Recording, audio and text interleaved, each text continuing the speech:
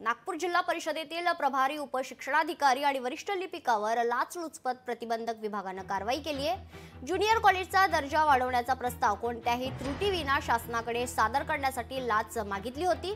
दरम्यान शनिवारी एसीबीच्या पथकाने साफळा रचून 35,000 रुपयांची लाच घेताना या अधिकाऱ्यास रंगेहात पकडले असून दोघांना अटक करण्यात आली आहे। सुशील बनसोडे आणि नितीन नेवारे अशी अटक करण्यात आलेल्यांची नावे आहेत।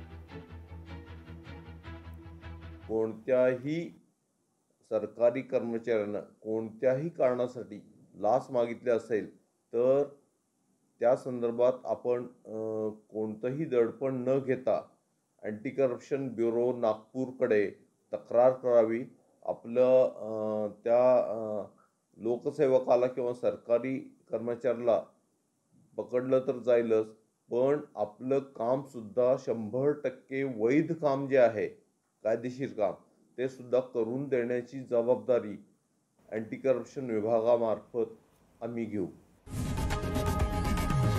लोकशाही मराठी ऐका, पहा, जागरूक रहा।